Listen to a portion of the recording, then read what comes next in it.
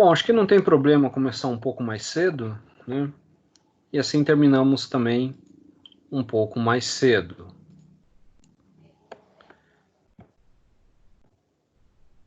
Muito bem, vamos lá. Vamos então para semana 17, abordando comunicação entre processos. Então, alguns assuntos que serão abordados nessa aula. A API para protocolos de internet, sendo que pode utilizar a interface UDP, que é o datagrama, que é uma abstração de passagens de mensagens. É a forma mais simples de comunicação de processos, né? Nós vamos ver algumas características, como não requer verificação, né? As APIs Java e Unix, elas usam sockets. A interface, quando ela usa TCP, né, que é o outro recurso da camada de transporte, faz uma abstração de um fluxo. E aí isso acontece a comunicação produtor-consumidor. E se o consumidor ele está já bem lotado de informação, né, então o produtor tem que esperar. Afinal de contas, o consumidor ele está cheio, ele tem a fila dele dizendo, ó, aguenta aí que logo vai mandar mais. Um exemplo é o YouTube, né?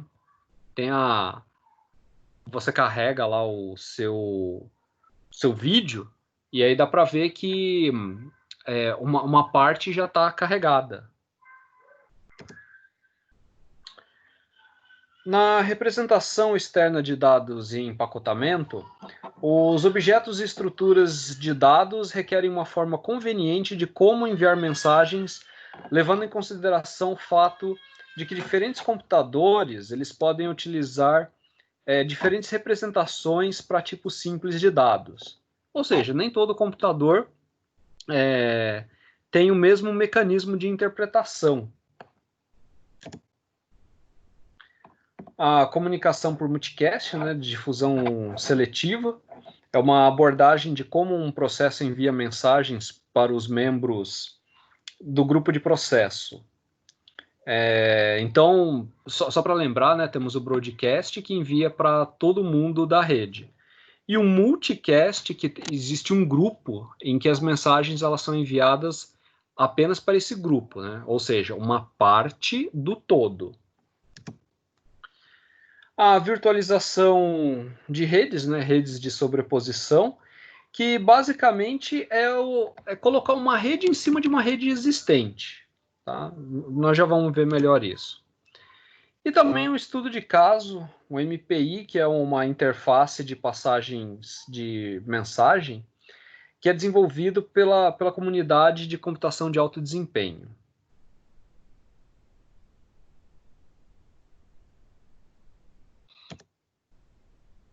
Então aqui numa representação da pilha, como os dados, né, são enviados pela rede, temos os aplicativos de serviço, né, nas camadas superiores, o RMI e o RPC, já abordamos no início do curso, claro que não de uma forma tão aprofundada, né, mas ele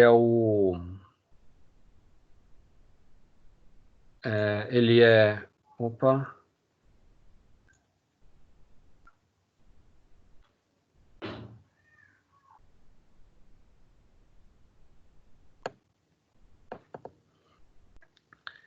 aqui nós temos as camadas de middleware, né? E o foco, né, o objeto do estudo, então, serão esses protocolos baseados em requisição, resposta, empacotamento e representação de dados externos.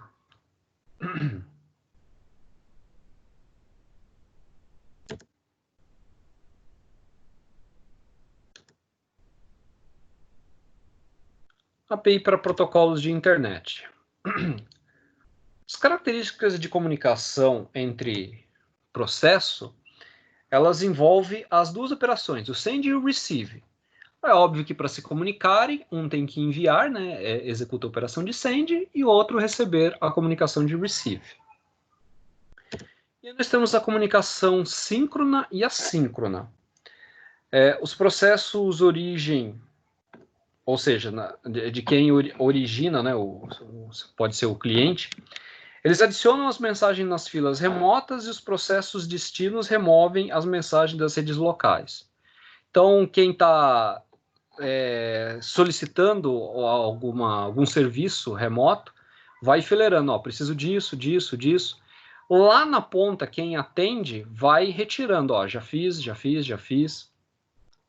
Então, a comunicação síncrona, ela sincroniza o send e o receive. De que forma? Ela faz uma operação de bloqueio. O processo ou a thread de origem, ela é bloqueada enquanto não acontece o retorno. Então é assim, vou fazer uma comunicação síncrona. Quando faço uma solicitação no servidor remoto, enquanto não chegar a resposta, aqui do meu lado cliente, eu não faço nada. Não faço nada enquanto não chegar a resposta. Eu estou bloqueado. Na comunicação assíncrona, o send ele é não bloqueante. Então a transmissão de mensagem ocorre em paralelo com o processo de origem. Aí a operação de receive ela pode ser com e sem bloqueio. Alto lá, muita atenção aqui. O send, o enviar, ele é não bloqueante na comunicação assíncrona. Não bloqueante. Mas o receive, a operação de devolver a resposta, ela pode sim ser configurada com e sem bloqueio. Né? Isso vai depender da situação.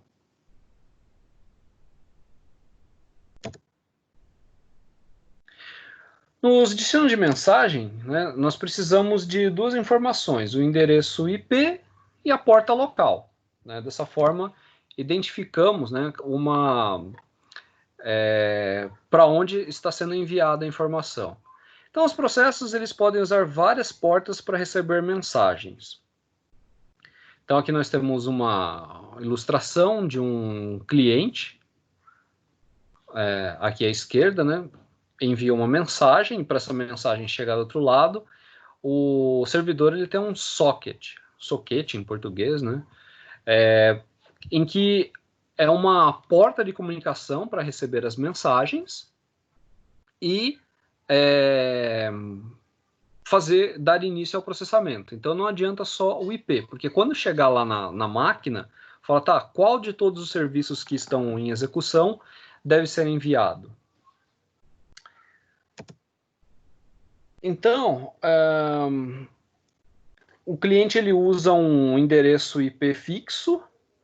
Se o cliente ele usa um endereço IP fixo para se referir a um serviço, então esse serviço deve sempre ser executado no mesmo computador para que seu endereço permaneça válido. Para proporcionar transparência de localização, os programas se referem aos serviços pelo nome e usam um servidor de nome ou de associação, que é o chamado binder. Para transformar seus nomes em localização de servidor no momento de execução. Isso permite que os serviços sejam movidos enquanto o sistema está em execução. Os sockets eles são originários do Unix BSD, mas também eles aparecem na maioria das versões do Unix, né, incluindo Linux, e assim também tem no Windows e no Macintosh.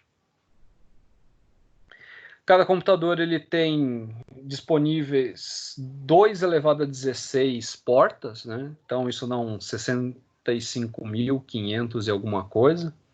Então há um número de portas aí que a máquina pode ser configurada a um bom intervalo. E qualquer processo pode fazer uso de várias portas para receber mensagens. Mas um processo não pode compartilhar portas com outros processos no mesmo computador. Os processos que usam multicast IP são uma exceção, porque esse daí pode compartilhar porta.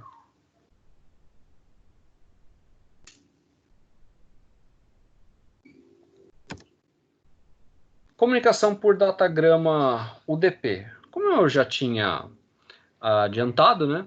Ele é mais simples porque ele não requer confirmação ou novas tentativas de envio. Simplesmente é como uma carta. Vou enviar e, se chegar, que bom, está lá no destino. Mas ela pode ser extraviada. O UDP é a mesma coisa. Não há garantias da entrega. E aí, a API Java, você pode usar essa instrução que, passando um nome, você obtém o IP associado a esse nome, né?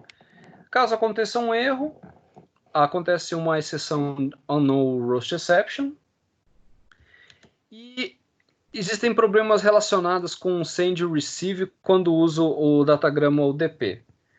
Primeiro é o tamanho de mensagens, né?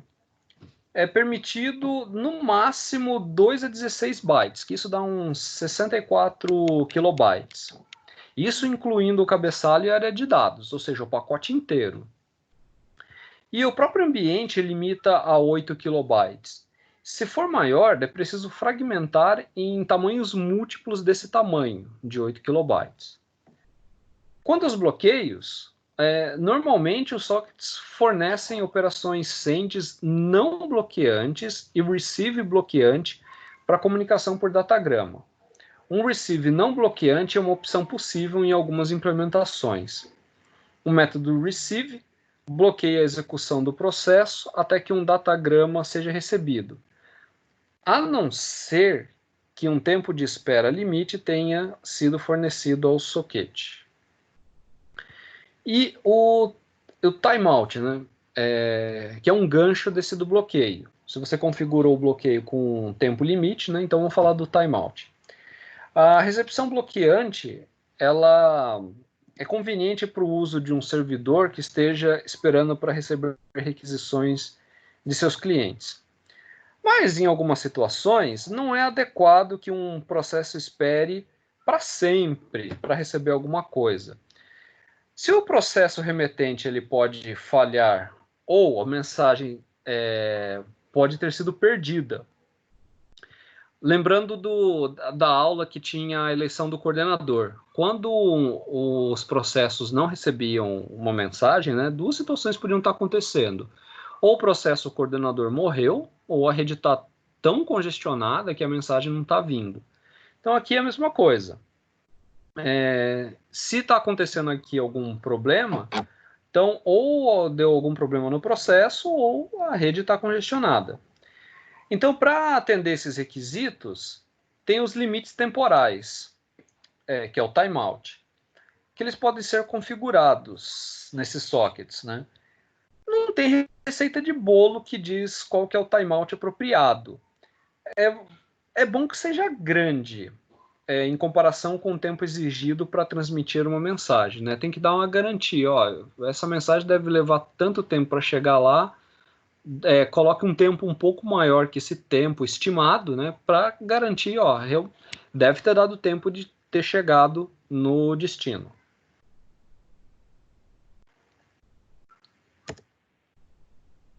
Modelo de falhas.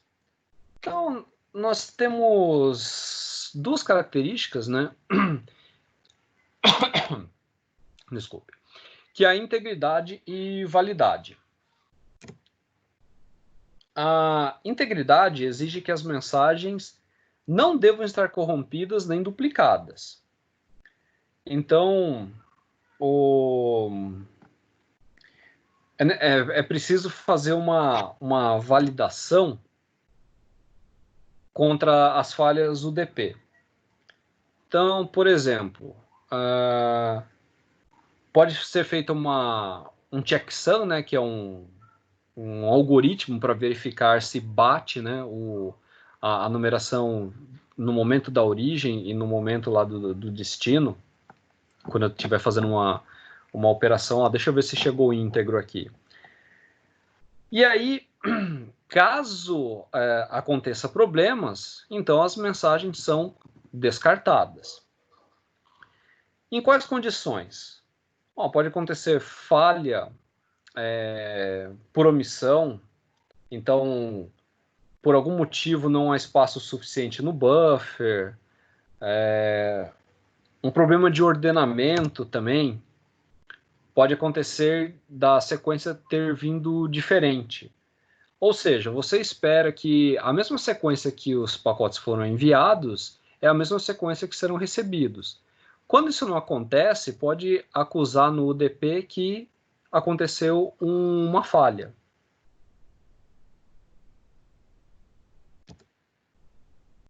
Onde que emprega o UDP? Bom, acontecem algumas falhas ocasionais, né? Um exemplo é o Domain Name Service,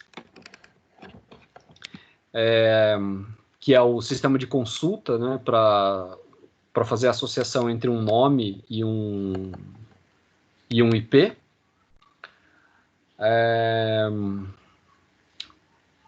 Voice, o VoIP, né, que é o Voice over IP. Eles são atraentes porque eles não sofrem sobrecarga. Justamente porque não há entrega de mensagem garantida. E existem 3 fontes de sobrecargas principais: a necessidade de armazenar informações de estado na origem e no destino, a transmissão de mensagens extras e a latência do remetente. O Java ele tem 2 classes, né, que é o Datagram Packet e o Datagram Socket, em que eles têm um mecanismo para a criação de sockets para envio e recepção de mensagens UDP. Então ele vai montar uma mensagem com esse formato. Falo Java, mas outras linguagens orientadas a objeto, né? Muitas têm um sistema muito similar de empregar as suas instruções, e aí a lógica, o contexto acaba sendo muito similar. Bom, caso aconteça problemas, né, retornam o socket exception, que pode ser ou a porta estar em uso, ou nos Unix acontece o problema de tentar acessar uma porta que o número é abaixo de 1024, que são as chamadas portas reservadas.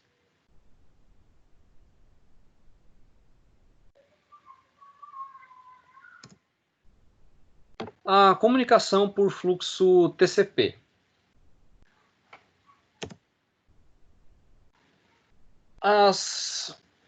Como tinha falado, né, o TCP ele vai fazer um fluxo, um stream. Né? Veja, por exemplo, o YouTube. Aquilo é um stream. Você não carregou o arquivo inteiro e partes deles já estão chegando na sua máquina. Aí, o TCP, né, ele usa um esquema de confirmação. O tamanho das mensagens, quanto ao tamanho das mensagens, o aplicativo ele pode escolher o volume de dados que vai ser enviado ou recebido em um fluxo, ou muito grande ou muito pequeno, diferente do UDP, que ele tem um tamanho limite. Se necessário, os aplicativos podem abrigar os dados e serem enviados imediatamente.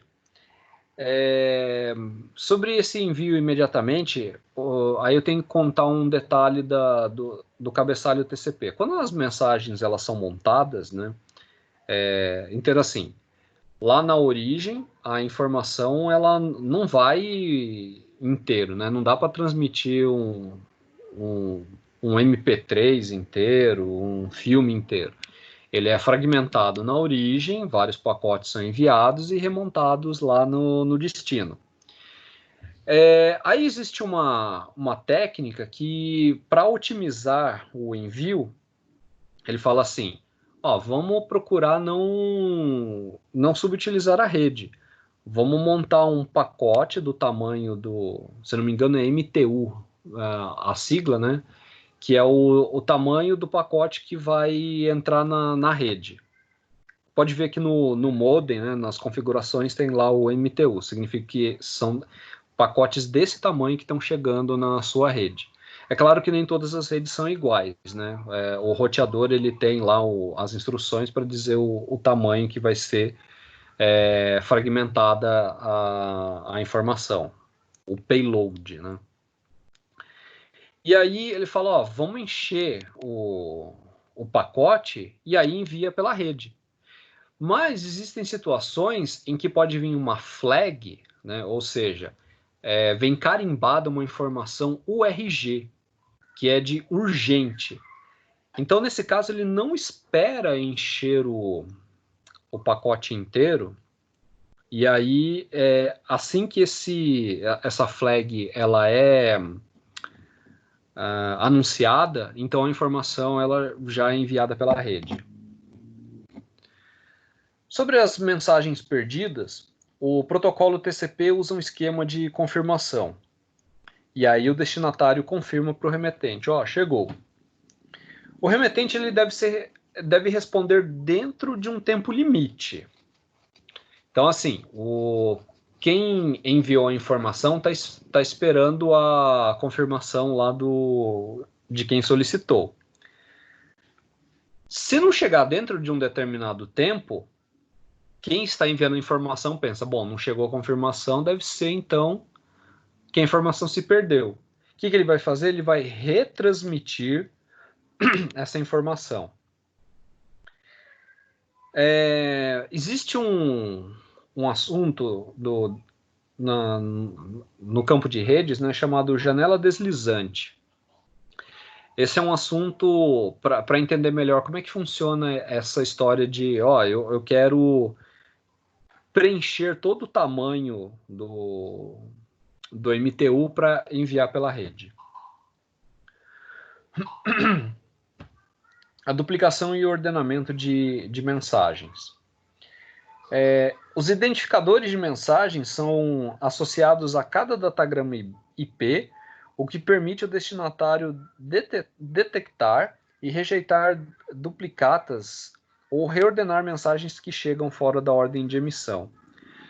Como eu falei, as mensagens elas são fragmentadas na origem e tem lá uma sequência, ó, essa é a parte 1, parte 2, parte 3 e assim por diante. Como o assunto anterior, né, mensagens perdidas, pode acontecer, ó, não chegou o pacote 5, só que, na verdade, teve um atraso, aí o servidor enviou novamente, então, nesse caso, aconteceu uma duplicação. Não tem outra coisa a fazer, descarta a mensagem, não tem que fazer com duas mensagens iguais, duas partes iguais, né? O destino de mensagem. Os dois processos que estão em comunicação estabelecem uma conexão antes de poderem se comunicar por meio de um fluxo. Uma vez estabelecida a conexão, os processos simplesmente leem ou escrevem no fluxo, sem necessidade de usar endereço IP e portas. O estabelecimento de uma conexão envolve uma requisição de connect do cliente para o servidor, e aí depois que a requisição foi estabelecida, aí vem o accept do servidor para o cliente. Antes que qualquer comunicação possa ocorrer. No modelo cliente-servidor, isso causa uma sobrecarga considerável para cada requisição-resposta. Ainda mais que no TCP/IP ele tem o handshake, né, que é o cumprimento em 3 vias. Pede a requisição, o servidor fala, ok, vamos conectar. Aí o cliente fala, ó, estabelecendo conexão, ele dizendo, ó, está estabelecida a conexão. Então, esse vai e vem aí até começar realmente o fluxo de dados começar a ser transmitido, realmente causa sobrecarga.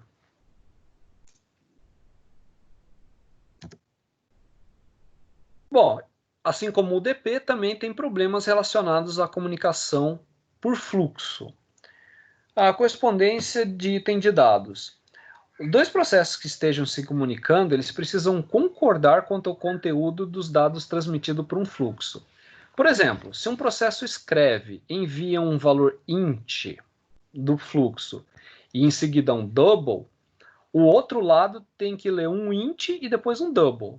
É igual na hora de programar, né? Se você está passando lá os parâmetros, os parâmetros inteiro e double, os argumentos têm que vir na sequência inteiro e double, senão, obviamente, dá problema. O bloqueio. Os dados gravados em um fluxo são mantidos em fila no soquete de destino. Quando um processo tenta ler dados de um canal de entrada, ele obtém dados da fila ou será bloqueado até que os dados se tornem disponíveis. O processo que escreve dados em um fluxo pode ser bloqueado pelo mecanismo de controle de fluxo TCP, caso o soquete do outro lado já esteja armazenando o volume máximo de dados permitidos pelo protocolo.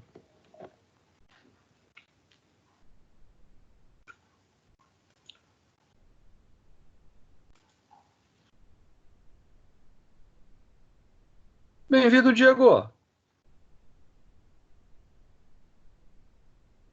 Muito bem, threads. Quando um servidor aceita uma conexão, ele geralmente cria uma nova thread para se comunicar com o novo cliente. A vantagem de usar uma thread separada para cada cliente é que o servidor pode bloquear enquanto estiver esperando por dados, sem atrasar os outros clientes. Em um ambiente em que as threads não são suportadas, aí é preciso testar e, antes de tentar fazer a leitura, ver se a entrada está disponível. Por exemplo, em ambientes de Unix, a chamada do sistema select pode ser usada para esse propósito.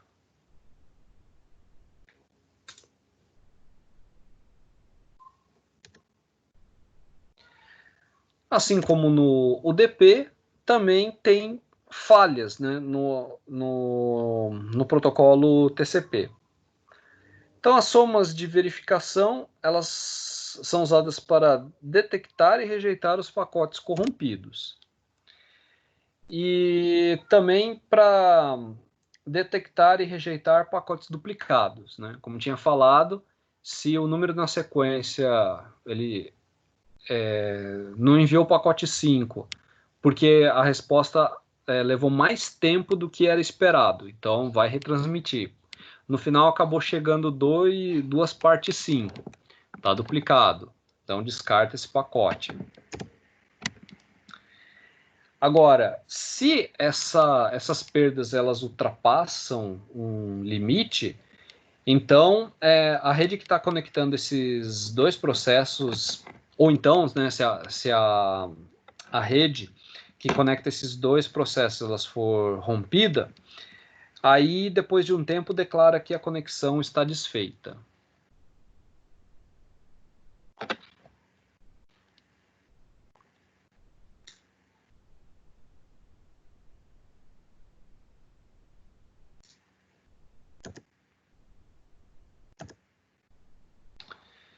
A representação externa de dados ela é um padrão aceito para a representação de estruturas de dados e valores primitivos.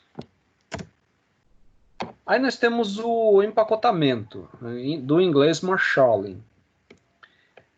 É um procedimento de pegar um conjunto de itens de dados e montá-los de forma conveniente para a transmissão de uma mensagem. E tem o inverso, né, o desempacotamento, que é a unmarshalling. Esse procedimento inverso para desmontar na chegada para produzir um conjunto de itens de dados equivalente no destino. Bom, se eu não me engano, na orientação objeto, tudo é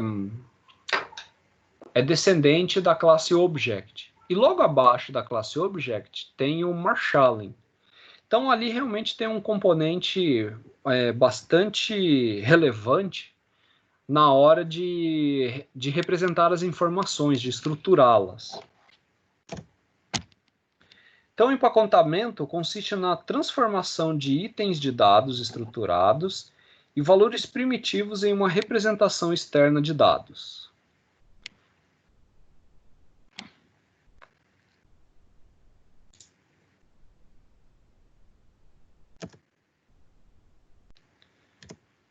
Bom, nós temos três estratégias alternativas para a representação externa de dados em empacotamento.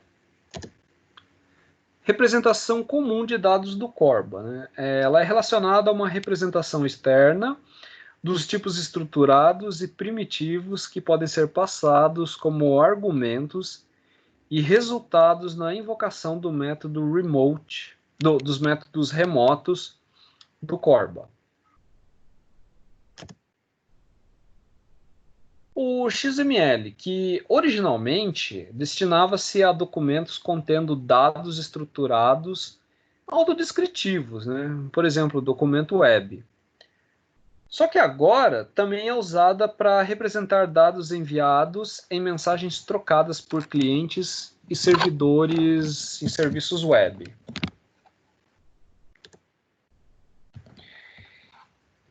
E a serialização, que não tem só na linguagem Java, né? Várias linguagens aí orientadas a objeto também tem esse recurso. Ela é relacionada à simplificação. Bom, simplificação já é a forma dessa representação externa de dados, né? A simplificação é a representação externa de dados de um objeto, ou de uma árvore de objetos, que precisa ser transmitida em uma mensagem ou armazenada em um disco. A desserialização consiste em restaurar o estado de um objeto ou conjunto de objetos a partir de sua forma serializada. Pressupõe-se que o processo que faz desserialização não tenha nenhum conhecimento anterior dos tipos de objeto na forma serializada. Portanto, qualquer informação sobre a classe de cada objeto é incluída na forma serializada. Essa informação permite que o destinatário carregue a classe apropriada quando o objeto é desserializado. A informação de uma classe consiste em seu nome e seu número de versão. O número de versão deve mudar quando forem feitas alterações na classe. Pode ser estabelecido pelo programador ou calculado automaticamente com a mistura de nome e classe, suas variáveis de instância, método, interface. O processo que desserializa um objeto pode verificar se ele tem a versão correta da classe. A serialização e desserialização dos argumentos e resultado de invocações remotas geralmente são executadas automaticamente pela camada de middleware, sem nenhuma participação do programador do aplicativo. Bom, também nada impede que o programador ele possa fazer por conta própria os métodos que leem e escrevem esses objetos. O programador pode modificar os efeitos da serialização, declarando as variáveis que não devem ser serializadas como transiente. Então, as variáveis que não...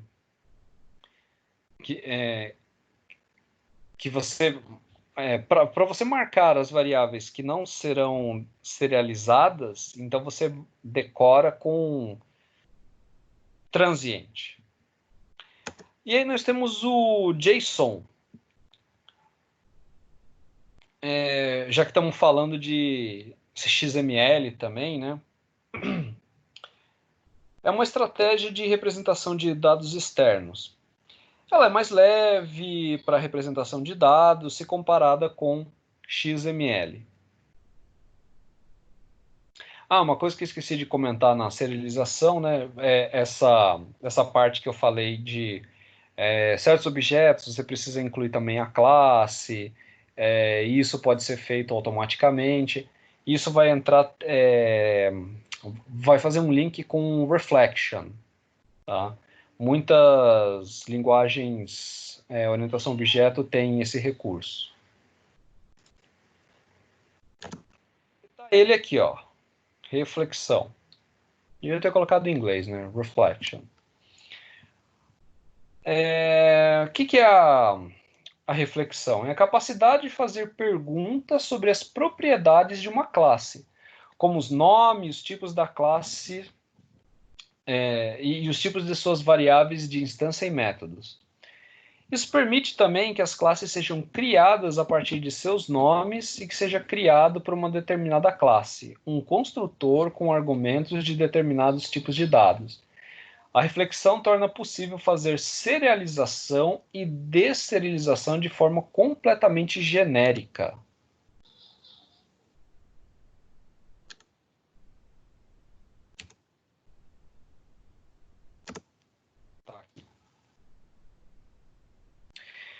Bom, referência a objetos remotos. Ela é relevante somente à linguagem que suportam o modelo de objetos distribuídos, como Java e Corba. XML não. Então, quando um cliente ele invoca um método de um objeto remoto, uma mensagem de invocação é enviada para o processo servidor que contém o objeto remoto. Essa mensagem precisa especificar qual objeto em particular deve ter seu modelo executado. Uma referência de objeto remoto é o identificador de um objeto remoto, válido em todo o sistema distribuído. A referência de objeto remoto é passada na mensagem de invocação para especializar qual objeto deve ser ativado. Cada objeto tem uma única referência que pode... como é que é? Que pode ser comparadas para ver se dizem respeito ao mesmo objeto remoto. Em outras palavras, né, o objeto remoto ela deve ter a garantia da sua exclusividade no tempo, no espaço e no tempo. Podem existir muitos processos contendo objetos remotos. Portanto, as referências de objeto remoto devem ser únicas entre todos os processos, nos vários computadores de um sistema distribuído. Mesmo após um objeto remoto associado a uma determinada referência ter sido excluída. Então é importante que a referência de objeto remoto não seja reutilizada, porque se tentar chamar uma referência que já foi excluída, ou seja, ela já é obsoleta, isso vai produzir um erro ao invés de tentar acessar um objeto diferente. As maneiras de garantir a exclusividade de referência a um objeto remoto, uma delas é garantir uma referência concatenando o IP do seu computador e o número da porta do processo que o criou, com a hora e o número do objeto local. O número do objeto local é incrementado sempre que um objeto é criado nesse processo. Então,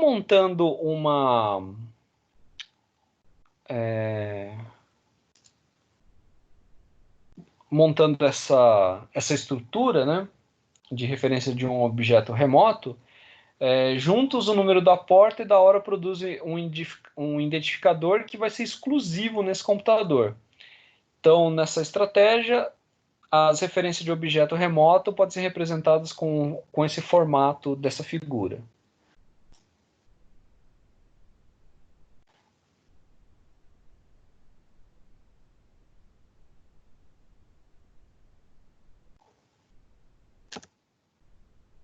Comunicação por multicast.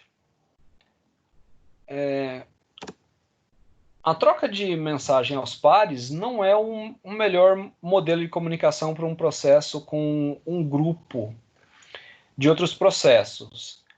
Como que ocorre, por exemplo, quando um serviço é implementado por meio de diversos processos em computadores diferentes para fornecer tolerância à falha ou melhorar a disponibilidade. Nesses casos, o emprego de multicast é mais apropriado. Trata-se de uma operação que permite o envio de uma única mensagem para cada um dos membros de um grupo de processo de tal forma que os membros participantes do grupo ficam totalmente transparentes para o remetente.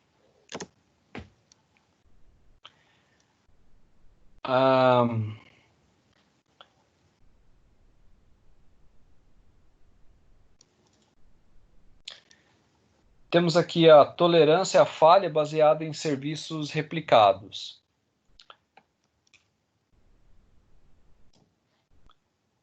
Um serviço replicado consiste em um grupo de servidores. As requisições do cliente são difundidas para todos os membros do grupo, cada um dos quais executando uma operação idêntica.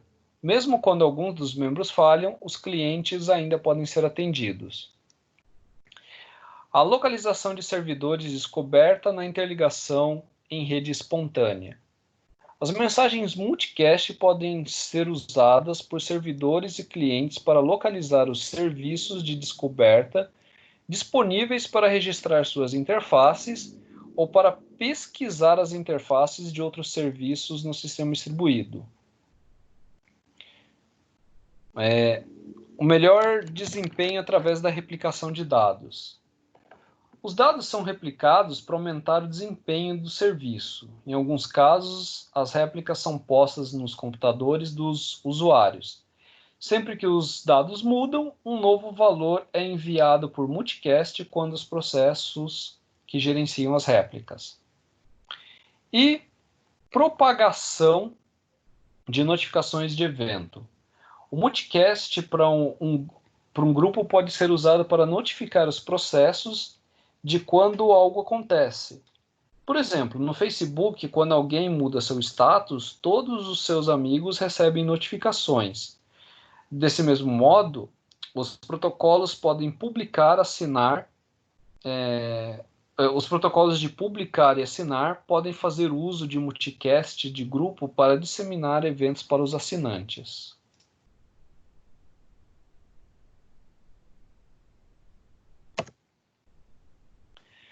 A virtualização de redes de sobreposição. Bom, existe uma variedade de diferentes tipos de aplicativo, né, incluindo, por exemplo, arquivos peer-to-peer, o Skype, né, que coexistem na internet. Seria impraticável tentar alterar os protocolos da internet de acordo com cada um dos muitos aplicativos executados por meio deles. Se melhora um, pode piorar outro. O serviço de transporte de datagrama IP é implementado por uma grande e crescente número de tecnologias que estão na rede. Esses dois fatores têm provocado interesse na virtualização de redes.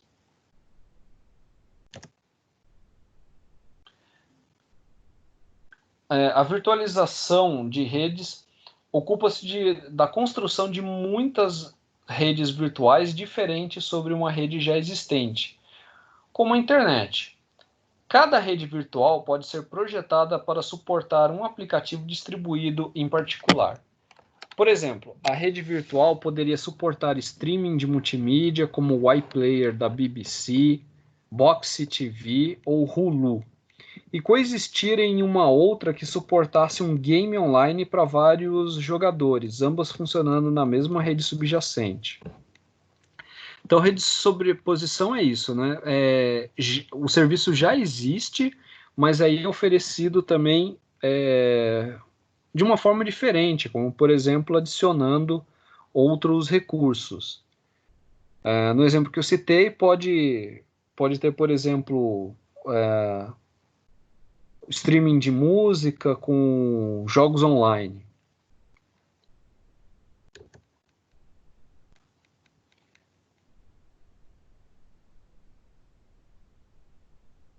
Então, cada rede virtual tem o seu próprio esquema de endereçamento, protocolos e algoritmos de roteamento específicos, mas definidos para satisfazer as necessidades de tipos de aplicativo em particular. O overlay é uma rede virtual consistindo de nós e enlaces virtuais, que fica sobre uma rede subjacente, como a rede IP, e oferece algo que de outro modo não é fornecido. Por exemplo, um serviço personalizado de acordo com as necessidades de um tipo de aplicativo, ou um serviço de nível mais alto em particular, como distribuição de conteúdo multimídia. Funcionamento mais eficiente, em determinado ambiente, interligando uma rede, por exemplo, roteamento em redes ad hoc. E um recurso adicional, como, por exemplo, comunicação por multicast ou segura.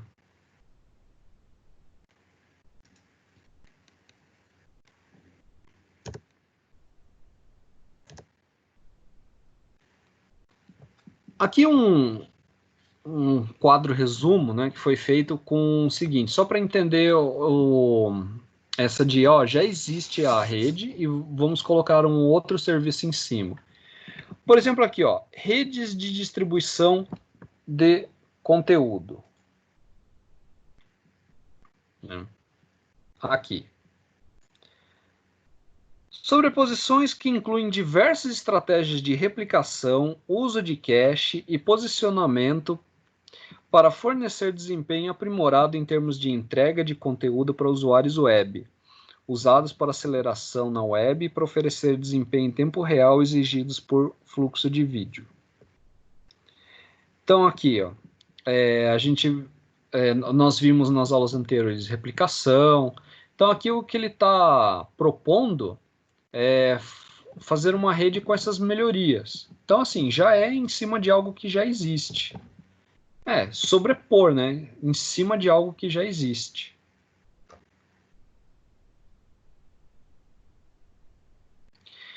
Como eu vou compartilhar esse material, né? Depois peço que vocês leem com mais calma essa tabela, tá?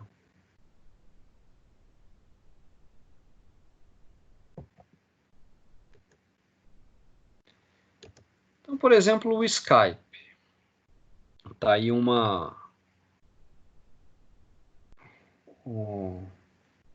a figura vai ser útil para algumas explicações aqui, né? Então, o VoIP ele é um aplicativo peer-to-peer, né? Ou seja, ponto a ponto, que oferece voz sobre o IP. Ele possui também troca de mensagem instantânea, videoconferência, interface para o serviço de telefonia padrão por meio do Skype In, Skype Out. O software foi desenvolvido pelo Casa A em 2003, então é por isso que ele tem muitas características da forma de compartilhamento como o Casa A. Quem usou esse software de compartilhamento de arquivos, né, perceberá aí grandes semelhanças entre o Skype e o Casa A.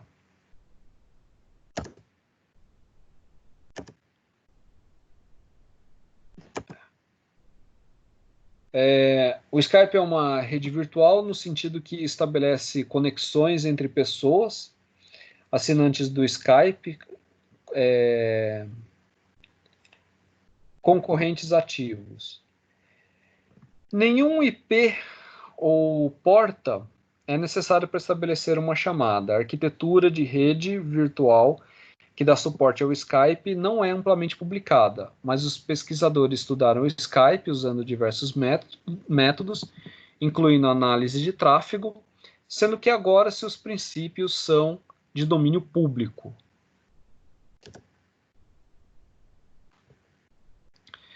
E aqui algumas características, né? A arquitetura do Skype. O Skype é baseado em uma infraestrutura peer-to-peer, né, ponto a ponto, que consiste em máquinas normais de usuários, que são os hosts, que seriam esses de trás aqui, né? Opa. Agora sim. Esses de trás aqui. E tem também os...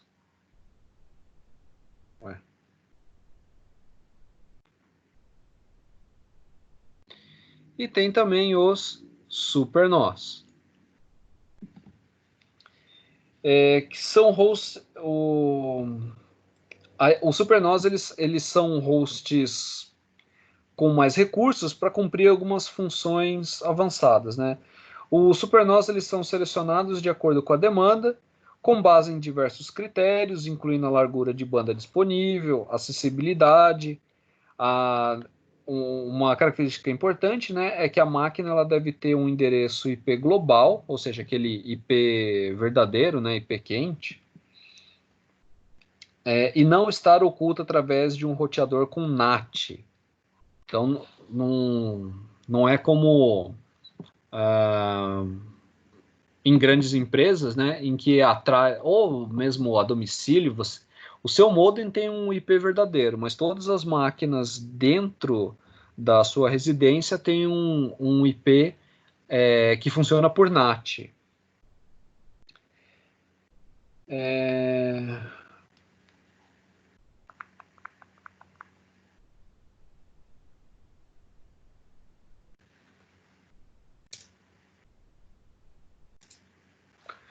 A conexão de usuários.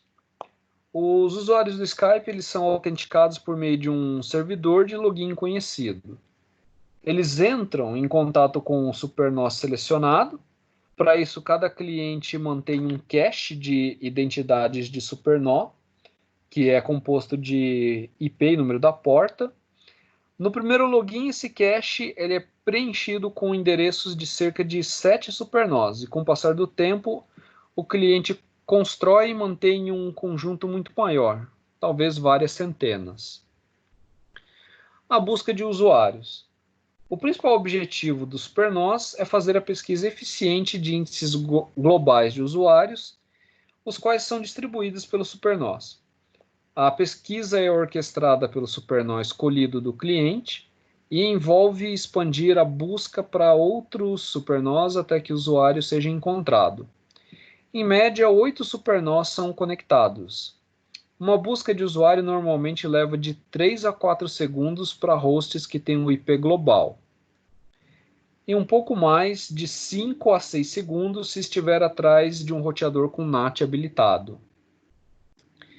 De acordo com as experiências, parece que os nós intermediários envolvidos na busca colocam os resultados na cache para melhorar o desempenho.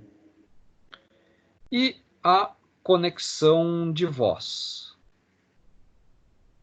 Uma vez encontrado o usuário desejado, o Skype estabelece uma conexão de voz entre as duas partes, usando o TCP para sinalizar pedidos e términos de chamada e o UDP ou TCP para streaming de áudio. O UDP é preferido, mas o TCP, junto ao uso de um nó intermediário, é usado em determinadas circunstâncias para contornar firewalls. O software usado para codificar e decodificar áudio desempenha um papel chave no fornecimento da chamada de excelente qualidade, normalmente obtida no Skype, e os algoritmos associados são cuidadosamente personalizados para operar no ambiente de internet em 32 kilobits por segundo e acima.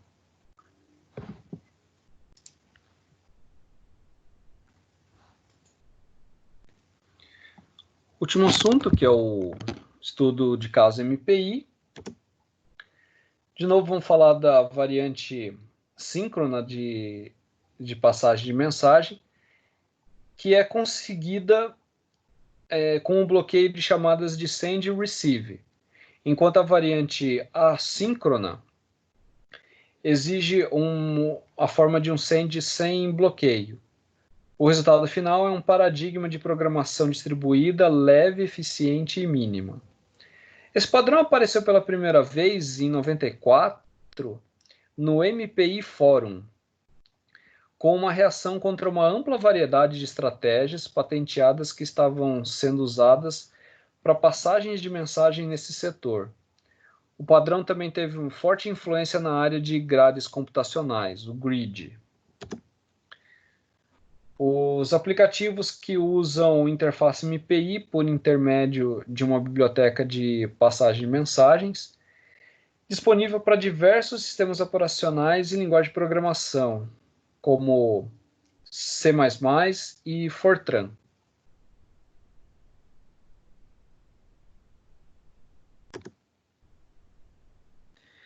Então aqui está uma visão geral da comunicação ponto a ponto do padrão MPI. Então o processo P envia a mensagem pela rede e tem um buffer dessa biblioteca para só então chegar no processo que faz que recebe o receive.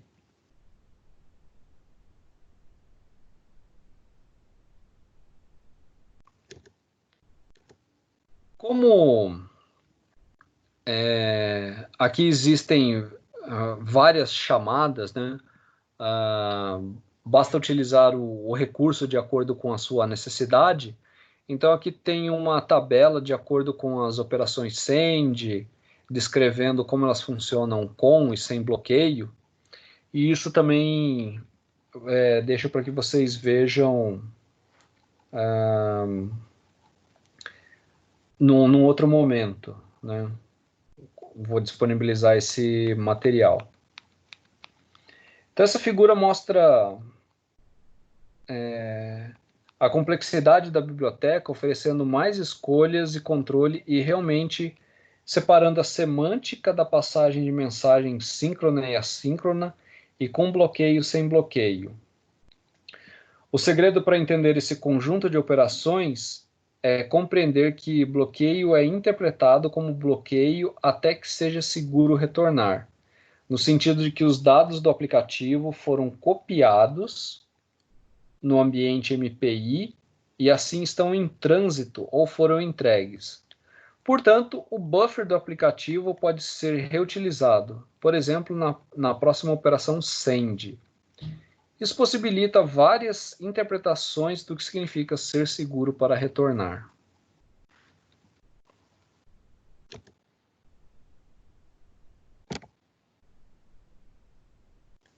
Essas são o assunto que eu tinha para hoje.